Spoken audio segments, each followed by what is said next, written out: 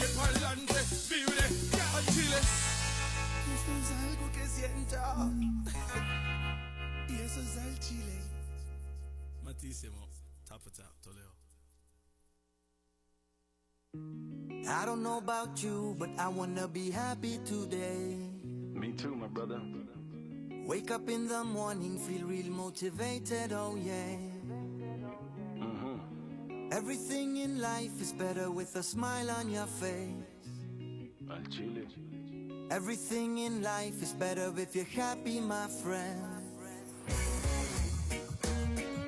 Bang, bang, bang, bang. Do one time for the music tonight. Toledo again. You got it. You got it. Where they are, yo. Yo, kick it off, Chris. I don't know about you, but I wanna be happy today. Happy today. And wake up in the morning, feel real motivated, oh yeah. Rated, oh yeah. Everything in life is better with a smile on your face. Everything happy be better. And everything in life is better if you're happy, my friend. So be happy, yeah, along the way. And pray for a better day. Keep praying, me friend. So be happy, yeah, along the way. And pray for a better day. Keep praying, me friend. Ok, una sonrisa me motiva demasiado. Vivir feliz es algo tan que he logrado. No publicar que estoy feliz en mis estados, sino agradecer lo que el Señor me ha enviado. Another happy day, another smile, another sunny day with other styles. Some more blessings sent from another mile. One love, one heart, that's how we profile. So be happy, yeah, along the way. And pray for a better day. Keep praying, me friend. So be happy, yeah, along the way. And pray for a better day. Keep praying, me friend. God of mercy. Me know what me in, me no know what you in, pero la felicidad me causa adrenalina. Celebremos por la vida, celebremos por el día, celebremos porque la felicidad no termina. El diablo nos ataca, pero Dios nos domina. Pura vida, a los compas de la esquina una sonrisa. Es la medicina, vitamina, me fascina, eso sí me So be ilumina. happy, yeah, along the way. And pray for a better day. Keep praying, me friend. So be happy, yeah, along the way. And pray for a better day. Keep praying, me friend.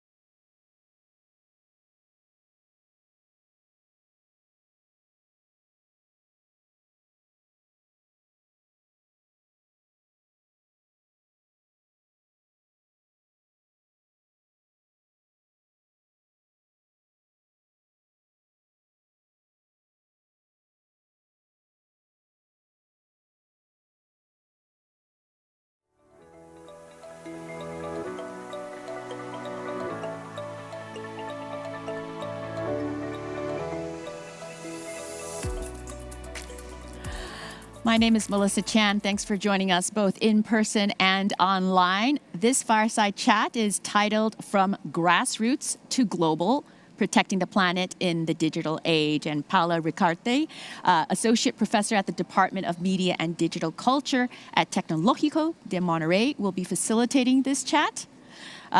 Quick introduction about Paola. She founded Tierra Común, a network of academics and activists looking at decolonizing data. She's also attached to the Berkman Klein Center for Internet and Society at Harvard University, serves on expert committees, including the Global Partnership for Artificial Intelligence, and is a member of the Alliance for Inclusive Algorithms, as well as the Feminist AI Research Network. Over to you, Paola.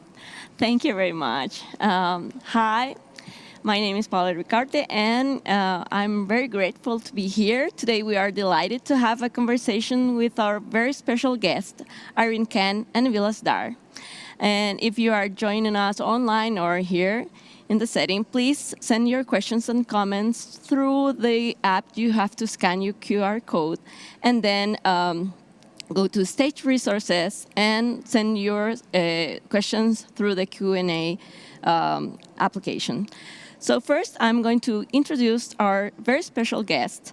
Irene Khan is the UN Special Rapporteur on the promotion and protection of the right of freedom of opinion and expression since August 1st, 2020. She is the first woman to hold this position since the establishment of the mandate in 1993. She is a former Secretary General of Amnesty International and an internationally recognized advocate for human rights, gender equality, and social justice. Welcome, Irene. It's a pleasure to have you here. Vilas Dhar is president and trustee of the Patrick J. McGovern Foundation, a $1.5 billion 21st century philanthropy advancing artificial intelligence and data solutions to create a thriving, equitable, and sustainable future for all. Under his leadership, the foundation bridges technological innovation and social impact with a commitment to justice and equity. Vilas is an entrepreneur, technologist, and human rights advocate with a lifelong commitment to creating more robust, human-centered social institutions. Welcome, Vilas. Thank you for being here. So, I'm going to take a seat first, and I will briefly introduce our conversation. And I would begin saying that discussions about the climate emergency are not always anchored in issues that are relevant to our community. Human rights, minorities, and technology are not necessarily placed together at the center of the discussion of the climate crisis. Yet we know that the climate crisis is also rooted in technological development and inequality. Our guests have approached the climate crisis from a critical and proactive perspective, making these connections visible, but also exploring ways to mitigate its effects. So, Irene has done an amazing job related to the safety of climate defenders, access to climate information, and exploring the role of misinformation, disinformation as an obstacle to mitigate the climate crisis. Vilas have been working on the role of women and girls as architects of solutions to the climate emergency, the opportunity to create shared data, infrastructure, and approaches to shift power to local communities. So let's begin with our first round of questions. Irene, in your forthcoming report to the Human Rights Council on Sustainable Development, you talk about the importance of voice of women, marginalized groups, and others. How do we ensure they have a voice in governance? What mechanisms are already in place, and how could they be better? Well, thank you for asking that question, and thank you for inviting me to this chat. You know, voice is very important. I'm not listening. Unmute. Are you unmute?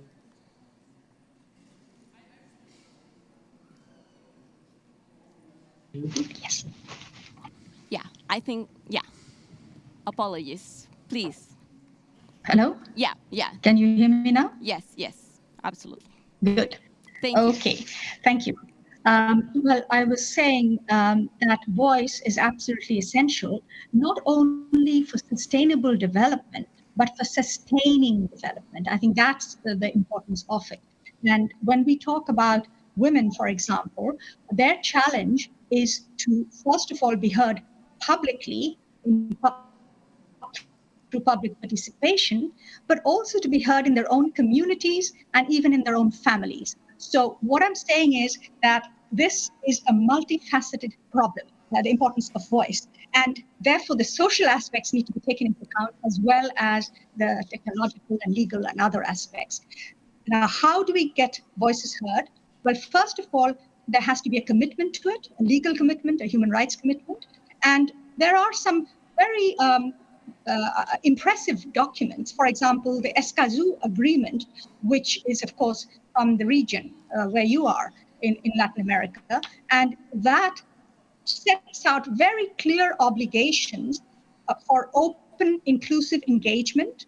It recognizes environmental offenders as a category of people, as groups to be protected, and requires this kind of consultation to be part of any decision to be made in the context of environmental issues. There are, of course, also many multi-stakeholder initiatives that are coming up, very interesting, on extractives, on fishing, on medicine, open government, for example, where the idea is that you bring all the stakeholders around the table and engage with them. And there's been some very interesting work done, for instance, by Corruption Watch in Indonesia, where they have worked with the government on the one side to improve online access to information and then build the capacity of users, of journalists, researchers, civil society to then access and use that information.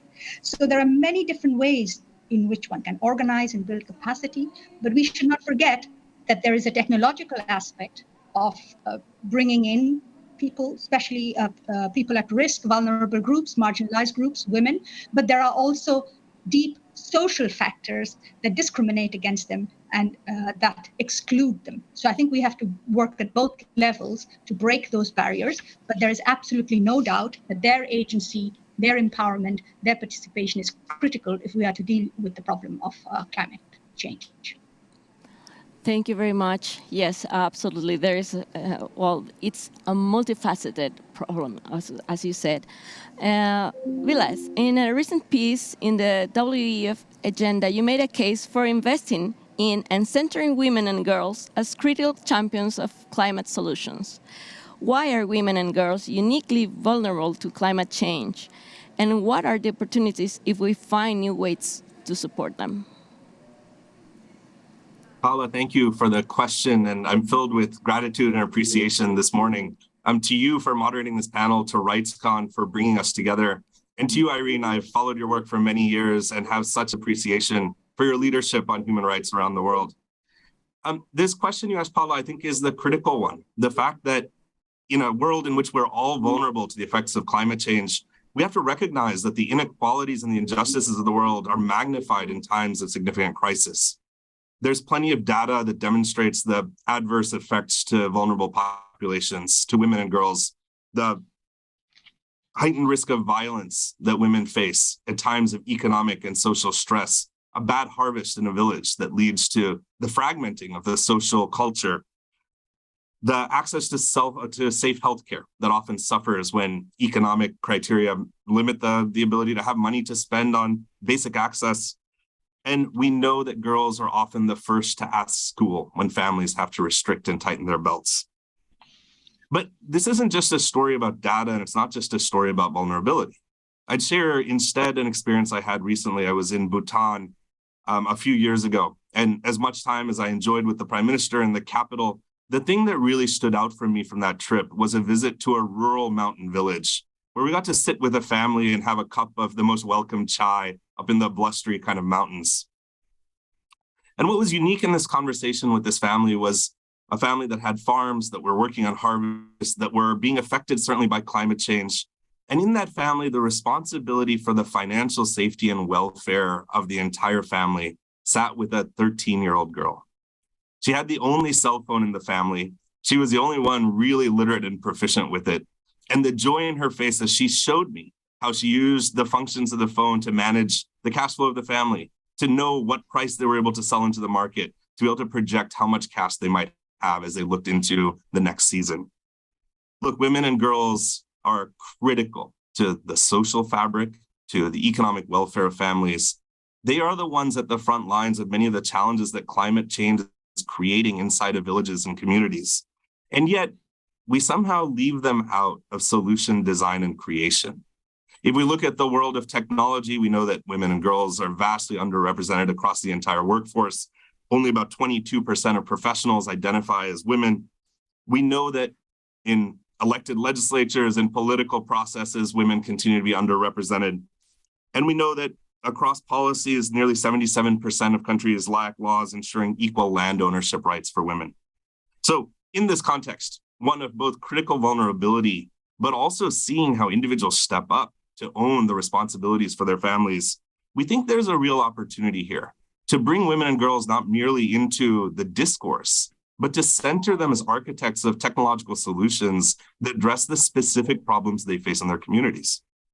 Whether it's by helping turn climate data into insights that support community leaders to make decisions about things like when and how to plant and harvest, or when and how to sell into the market, thinking about empowering collaboration between all kinds of stakeholders, and we'll talk more about this hopefully through shared data infrastructure, and prioritizing and targeting what humanitarian relief should look like. Again, a role that traditionally women and girls have often occupied post-disaster to help secure the kinds of resources that allow for continuity in these communities. But doing this requires intention. And I think you'll see this as a through line through our comments today and probably through all of RightsCon, that defaults don't lead to justice that empowers the world. Instead, we need to make specific choices. We need to invest in digital literacy and the empowerment of young women and girls to have direct access to technology creation, literacy, and use. We need to build an ecosystem of ambitious organizations that bridge the gap between gender justice and climate justice, that let us understand that technological infrastructure can further these twin goals in equitable ways. And we need to figure out how to put women in more leadership and decision-making roles. From the perspective of a philanthropy and the perspective of civil society, it strikes me that these are the interventions that create global solutions that allow for human answers to global challenges. Thanks, Paola. Thank you very much. Definitely, we need stakeholders to commit to this mission, because gender justice is aligned, is tied to environmental justice, as you said. Irene, as you were mentioning, there is a tight connection between the right to information and the climate crisis. As a special rapporteur, how do you see the right to information as an important issue for addressing climate change? Well, of course, the right to information is absolutely essential to expose what I call the climate scandals, to put the information out about where we are going wrong. It is essential to advocate, to raise awareness, and very importantly, to change our behavior, whether it's government policy or whether it's community activities or individual behavior as well. So information is essential. Now, at one level, if you take the legal level, 90% of the world is now covered by countries that have right to information laws. But don't be fooled by that. Underneath it, what we find is that there are very broad, even in countries which have laws, there are very broad exemptions. For example, the United States is protected from revealing information about hazardous chemicals that it keeps on its own military sites, whether in the US or abroad. And that's absolutely essential information that communities need to have. Then there is the area, of course, of corporate responsibility for information. The UN guiding principles ask companies to be transparent. And there are some interesting initiatives that have been taken. For example, the African Declaration on Freedom of Expression and Access to Information, which has actually led a number of African countries to introduce laws requiring companies to be transparent. There is the European Corporate Sustainable Reporting Directive, which also requires companies to report on various issues. There are 40 countries that have open registers in which information is there. But in practice, of course, companies do not produce sufficient information. Sometimes it's misleading, and clearly it's very often limited to precisely what they need to do under the law and get away with it. So And then, of course, data is hard to use. So it's really the weakness of the state in holding business to account. But there are other issues, too, that we need to consider when we think about access to information. Digital divide, for example. Access to the internet is a legal right in many countries, but almost 3 billion, 2.7 billion people in this world have no access or no meaningful connectivity to the internet. And if you look at the least developed countries, countries like Bhutan or Nepal that Vilas was mentioning, only 30%, a third of the population have access there. And then, there are other issues with zero-rated services and so on. And again, if you look at access, who has access and who doesn't, of course, there's much lower access among women because of their lower level of literacy, because of their poverty situation, because they don't have access. The cost issues are, of course, there. There's also time poverty on their side. So we talk about the right to information, but when you actually come to practical access, there are clearly limitations. And of course, there is the whole issue of access to information is also tied down with affordability in the digital age to the internet. Access to the internet is 30 times more expensive in the least developed countries of this world than they are in developed countries. And that is a reflection of the failure to invest sufficiently. That is about corporate greed, if I can put it crudely, that actually is making this world a very unequal world in the ability to access information. And yet, without information, we do not know what is happening. We do not know how to change our own behaviors. We do not know how to engage with our communities. We will not be able to make informed decisions, whether we are policymakers, community leaders, or individuals who are concerned about climate. And therefore, going again behind what we see on the surface, laws and rights to information and so on, we need to ask what's actually happening. And then we need to hold companies as well as governments to account on ensuring that they provide access to everyone. There is a goal that was set by member states of the United Nations, by the international community, to provide universal access to the internet by 2023. It hasn't happened.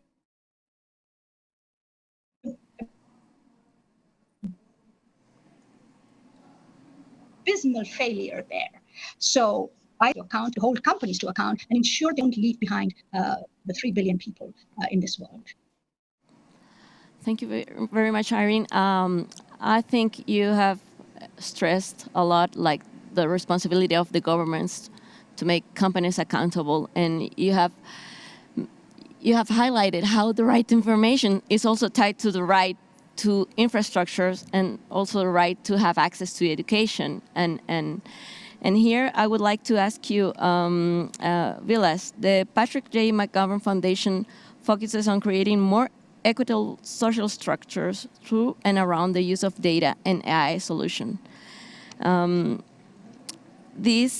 can this help us understand the intersection between data systems and human equity, and how communities can transform their impact through data?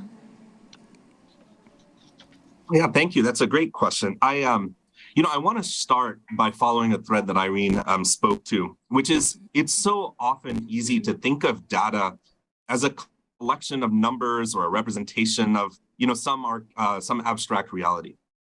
But to be represented in data is to be able to tell the story of your own experience, your identity, your political participation. A representation in data is a representation of your digital dignity. And so we need to start from the sense that even before we begin to think about how data is being used in predatory ways or ways that exploit vulnerability, the first core bedrock principle should be equitable representation in data. And in order to make that happen, the starting point should never be the private sector. It should be governments, civil society, and communities coming forward to demand just representation in the data. I think if we begin to think of that as the starting point, then we have a new journey to take with how we think about data systems and hopefully the predictive analytics and the artificial intelligence that one day we might build on them. To think of data free from bias, to be fair, to be clear in representation. I'll give you a clear example. We see often the commercial sector entering into new ways of thinking about data to spur agricultural productivity, to think about large commercial farms and how they might better use local resources, often in highly extractive and predatory ways. And yet there's another side to that coin. When we equip local sustenance farmers with better information about weather systems, about local markets, and about pricing for their products, they're able to drive better economic stories for their own families. And that's work that only happens when we begin to think about sourcing data from and with communities, when we're thinking about ensuring that communities are economic participants in the value that's derived from that data, and we ensure that we have an ethical framework in which to build those data systems. Now, this work is obviously, an ideology around fairness and justice, but it also has very significant practical implications. One of the things that we recognize as necessary in the world is a new mechanism to share data between communities, to remove private sector organizations as the collectors, aggregators, and intermediaries, and rather to say, as we produce data that reflects our world, we should also be the ones who own it. And so I think the call here from the Patrick McGovern Foundation and from civil society at large should be to create new civil sector capacity to aggregate data and to be able to share it back to the world. We've started some of this work in thinking about climate data, in thinking about how we are able to tie together the amazing human ingenuity that leads to geospatial intelligence and highly granular information about carbon emissions, but connecting that back to the stories of indigenous earth defenders, of citizens in cities who are seeing how climate effects are affecting their lives, of how farmers are seeing local climatic effects, and how urban city dwellers are experiencing air pollution that is more than the quantification of the number of parts per million that has direct effects on their ability to breathe. So this project and this process we're now seeing in multiple places. Some of the work that we're doing with the United Nations and a number of private partners on DISHA, a new global collection environment for data that allows us to drive better humanitarian responses. With the World Economic Forum and a new partnership called Gaia that brings together philanthropies, governments, and private sector. And of course, the incredible leadership of people like Amandeep Gill, the UN Secretary General's tech envoy, and Gabriela Ramos, the Deputy Director of UNESCO, who are driving ethical frameworks for the application of data and artificial intelligence all around the world. But at the end of the day, this story, even as we build new frameworks and infrastructure, has to be about empowering communities as leaders, owners, and shapers of their own data destinies. We think often that we can't build these tools without understanding frontline local knowledge, without recognizing that the problems that data infrastructure might solve are best understood by those who experience it, not necessarily by those who created the problems to begin with. That until we can make sure that tools are grounded in and co-created with these communities, they'll be fueled by an experience that doesn't reflect the kind of equitable path that we hope societies are on. And finally, we need to ensure that when we deploy data and AI solutions at the front lines of vulnerability, that we don't simply push a product out into the world and walk away. That we recognize that this is a journey towards justice, and that requires both technology creators and communities to work in lockstep, to understand that the tools we build need to be maintained, iterated, and built for a long-term future. Thank you very much. I believe that we need, of course, to support alternative data governance models, because that's part of, again, having the conditions to access, for example, to information, to the information that is produced from us, by us. And also, for example, if we explore alternative data governance models in communities that are defending their lands to fight against the climate crisis, that could also help, of course, the capacity of the communities to fight back to these trends. Irene, going back to the idea of the risk that activists face, how do we address the deliberate targeting of climate activists through attacks and surveillance, the use of technology, and I would say also the use of data against land defenders and activists, especially in the territories of the Global South? Thank you very much. I hope you can hear me, because I see myself frozen on the screen. But as long as you can hear me, I will continue. Thank you so much for raising the issue of the activists. those people who are on the front lines, giving attention to them. Unfortunately, the region from where you are speaking now, in Costa Rica, the Latin America, Central American region, is the highest in the world for killings of activists, environmental activists, and most activists, more than half of the activists who were killed last year were actually related in one way or the other to climate and environmental issues. So this is a real problem. Now, there I would say that there are a couple of things that need to be done. First of all, we are finding that surveillance, digital surveillance, is increasing of activists, both by states, but also at times by companies. And it's extremely important that this whole area of digital surveillance, particularly intrusive digital surveillance of this kind that we've seen, for example, with the Pegasus project of NSO, be banned. We need to ban them. We need to put an immediate moratorium and then put in place some proper regulatory mechanisms, oversight of any kind of surveillance that's taking place. You know, judicial oversight is very important because that kind of freezes activism. It freezes activities and information. Vilas talked about data, but the important thing and the reason why alongside data we also need privacy is because privacy allows us to speak freely, to act freely. So I think here surveillance is a big threat to activism on climate issues. There is also the issue of protests being not tolerated. Governments seem to believe that protest is some form of legitimate peaceful process, is some form of attack on the government. And there are just too many situations where protesters, whether they are school children or whether they are indigenous leaders, are attacked and sometimes even killed. And therefore, I think we need to strengthen the laws that allow us to express our views. We need to hold governments to account for that.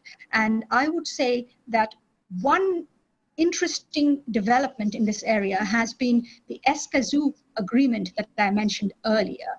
The Escazú agreement actually recognizes the right of environmental rights defenders as a category. They have legal rights, they have the right to participate, they have the right to be heard, they have the right to protest and criticize. And that changes the narrative of who is protesting. Because many of these attacks take place because somehow protesters, whether they are indigenous leaders who are trying to protect their own land or whether they are school children who don't want to lead their lives in a world where the planet is being destroyed, they are seen as some kind of aberration of society. But that narrative is changed when they are recognized as having legitimate voice and being able and given the chance to put their voice across. So I think controlling surveillance, strengthening the laws for people to debate, to criticize, to protest if they want to, and recognizing that this is actually a very important part of the way in which you change society. You put new issues on the agenda, you build awareness of the problems. I think that is how we have to do. Some of it is law, some of it is technology, but some of it is about society itself, recognizing the role it plays in bringing about change through activism. Yeah, absolutely. Well, I come from Mexico, and unfortunately in Mexico, land defenders, human rights activists, and journalists are the first targets of surveillance. And yeah, that's still something that we need to address urgently in our countries. Vilas, many institutions exist to protect and advance human equity. Are they doing a good job? What do you suggest in terms of strengthening existing institutions? Oh, Paola, this is where I get myself into trouble. But let me answer your question very directly. I think our institutions are failing us. I think there's an increasing crest of vulnerability around us. And in many ways, we are still stuck in ways of doing business and intervention that feel like they were created for a different century and a different time. A few examples. I mean, I think about what happened after the violent incursion of Russia into Ukraine and the responses that were driven on even as basic needs as getting food supplies and response into the country. And what we saw was small organizations using innovative tactics and tools like the World Central Kitchen, who were able to come in and immediately address the traumatic needs of traumatized peoples by providing them food, comfort, and shelter, even as some of our multilateral, large-scale institutions that get the vast majority of funding took far longer to even enter the arena. So particularly when it comes to climate change, when it comes to a sense that we need a new generation of solutions that follow the learnings and wisdom of equity and community-centered design, but require a new technical capacity to deliver meaningful solutions, I think we need a reinvention of our institutions. We need to acknowledge and continue to center the idea that public trust should be what drives the activities of these organizations, but that their structures don't need to be wedded to the ways that they have always worked. That a new form of agility, of participatory design and participatory action, of working with communities to build solutions can give us a new toolkit for the future. I think about fundamental questions like the ones Irene raised. Surveillance, a significant challenge for activists across the world. And as you noted, Paola, particularly for land defenders, for earth defenders, and for those at the front lines of the climate fight. And I think about those individuals and I ask, where do they go for support and succor as they think about defending themselves from these kinds of interventions? Well, I think the answer is in a new ecosystem of civil society players, groups like the Cyber Peace Institute, that are working to build new solutions that allow for individual activists to have cybersecurity, to be able to use tools that are built directly for them to protect them from predatory surveillance. I think about technology institutions that are stepping forward to build the kinds of GIS-enabled tools that allow an earth defender on the front lines to better figure out where they should be spending their time to interrupt illegal poaching or illegal logging activities with groups like Digital Democracy.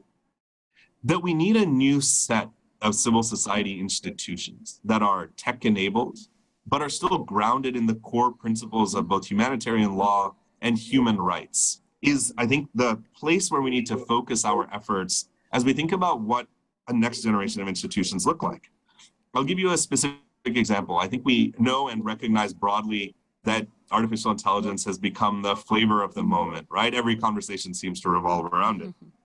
And yet we know that the vast majority of investment into artificial intelligence tools is primarily coming out of the private sector and is being used to buttress and support the same kinds of predatory action that have typified the last 7 decades. Fossil fuel extraction with more efficient GIS mapping and more efficient supply chain. Better exploitation of the workforce, right? To have more efficiencies and more optimization. And yet the amount of investment that's going into civil society, into institutions that are trying to build artificially intelligent solutions that play the other side of the coin, that support workers' rights, that support the political freedoms of activists, that support our ability to convene and engage, is a tiny, tiny portion of the global investment.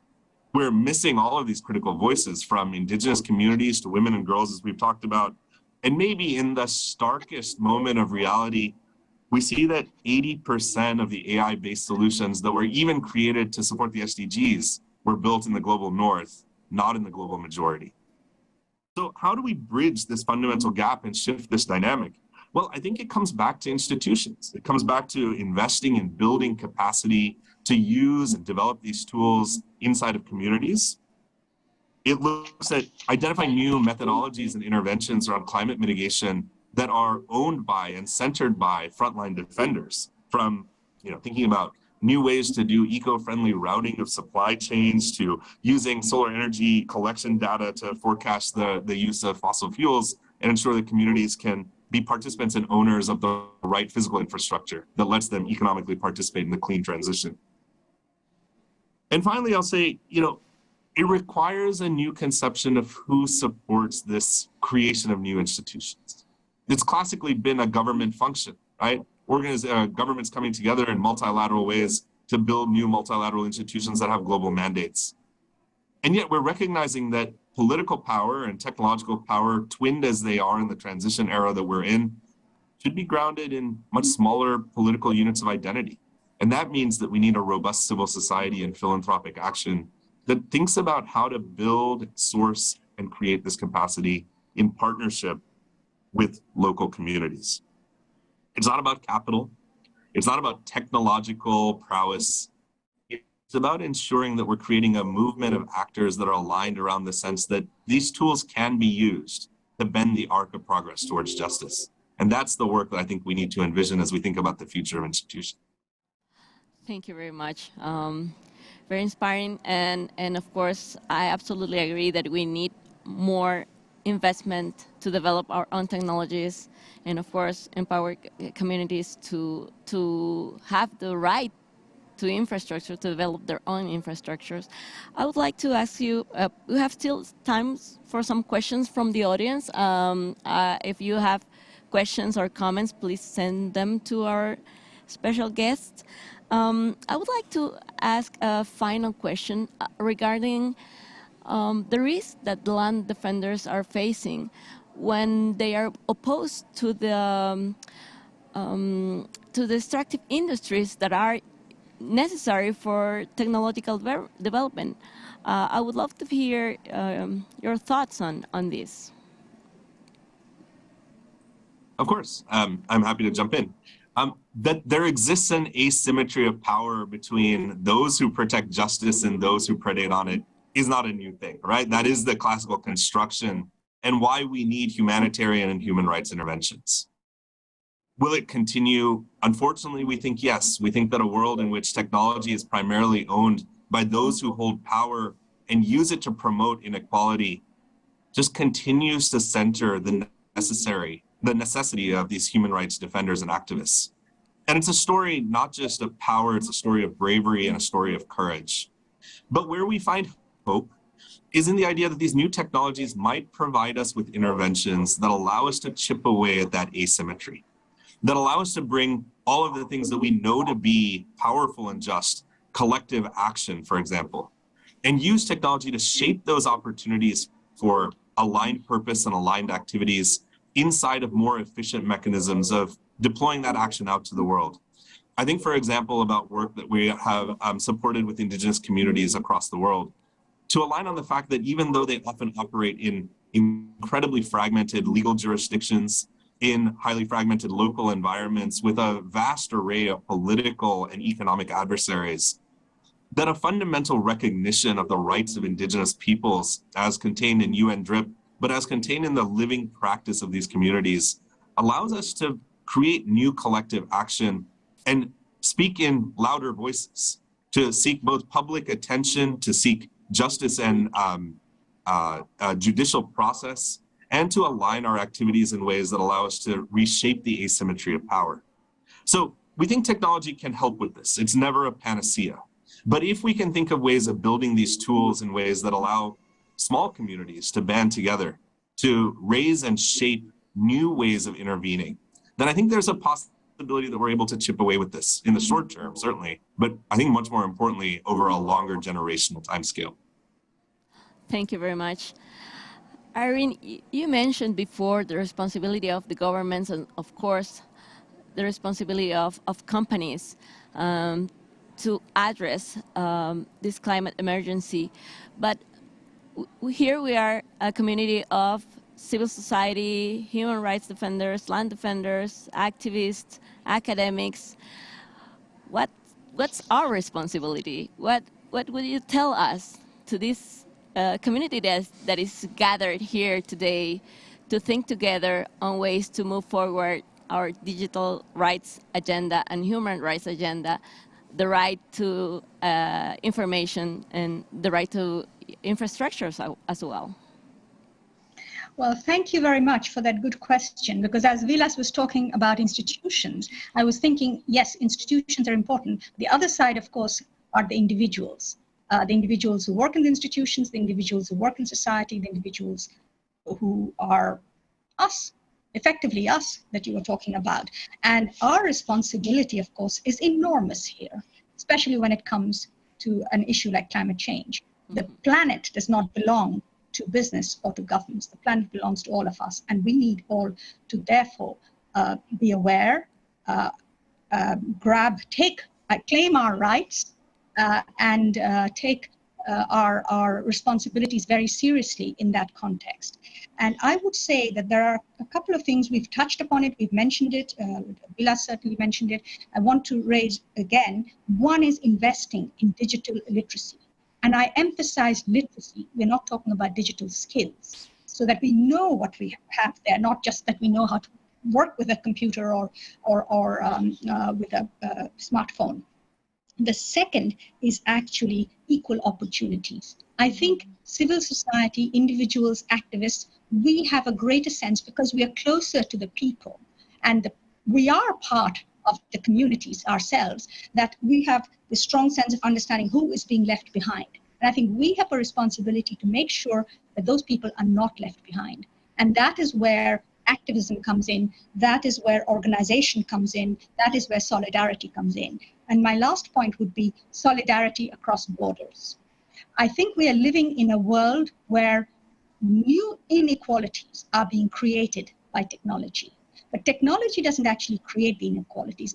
What creates it is the policies, the way in which either the business leaders or political leaders or other leaders are using those resources. And we need to recognize that if one thing technology has done, it has in many cases wiped out borders. We can communicate. Here I am sitting in Europe. I don't know where Vilas is, and you are there in Costa Rica, and we are having this conversation. So that just shows borders have become meaningless. But when borders become meaningless, then international solidarity has to become even stronger, because what I do here will affect where you are, and similarly the other way around. And that is where I think we as activists at RightsCon have to take our responsibility very seriously of working together to build a world that is truly just and fair. Thank you.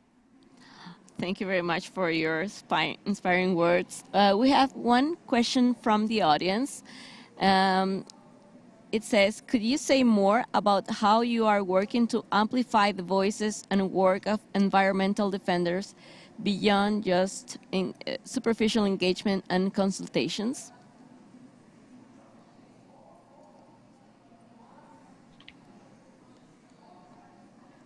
Of course. Who would you like to have answer, Paola?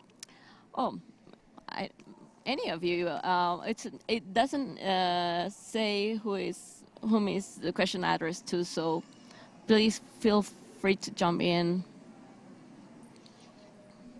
Sure. Well, I'm happy to go first.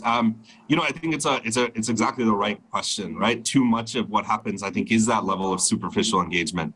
For us, this has become a core body of work where we think about investing with and in partnerships that bring community decision makers to the table around building new climate tools.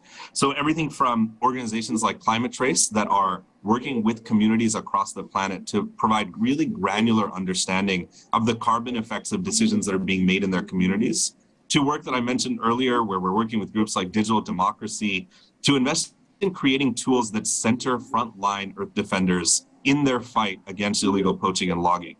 And finally, to thinking about organizations like Technovation, which I've not had a chance to speak about today, that are working across the planet to build exactly those kinds of both basic digital literacy skills that Irene focused on, but also to help women and girls have access to the kinds of educational training that lets them become not merely participants in, but architects of new technological solutions.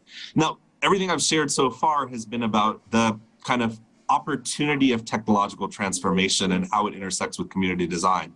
But underlying that goes back to where I started my remarks, a comment about digital dignity as a representation of true human dignity in the world. That these tools are really about restructuring conversations and ensuring that communities and individuals have a clear voice in the kinds of policies that need to be enacted to change the state of the world around us. Technology is never a panacea. I've said this several times in it. And where I'm optimistic about the fact that if we made good decisions, we could build good technologies, that's not a default.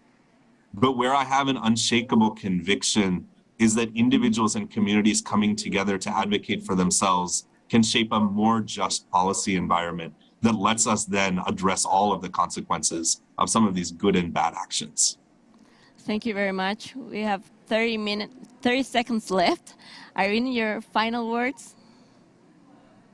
Well, my final word is that I think you have here, in this discussion, you have captured possibly the most important issue, existential question that we have today, and that is about the existence of the planet, and the other side of it, what will human beings do about it? So, I think that's basically what we've been grappling with, and it's very, very important here that technology serves our purpose and not the other way around. Technology is not the solution. Technology is a means to a solution. The solution has to be defined by human beings with the interests of human rights out there. No principle of equality, of non-discrimination, of just reparations. These are all issues that we have to think about when we talk about justice. And I think we need to have other players here, but civil society and individuals, as activists, we have to put our conscience on the line and fight for what we believe in. Irene, Vilas, thank you very much for joining us and for sharing your thoughts and visions with us. Thank you. Thank you. Thank you, Paula. Thank you, Irene. Thank you.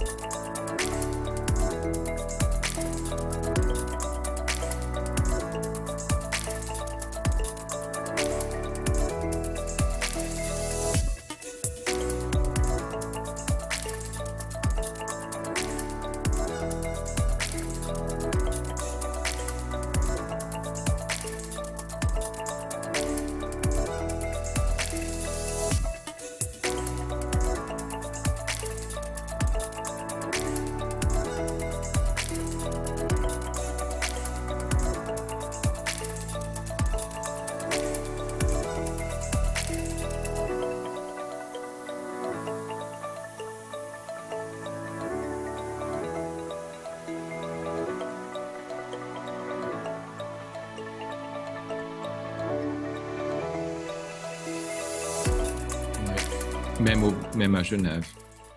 Hello, my name is Beth Alexion, and I'm joining you from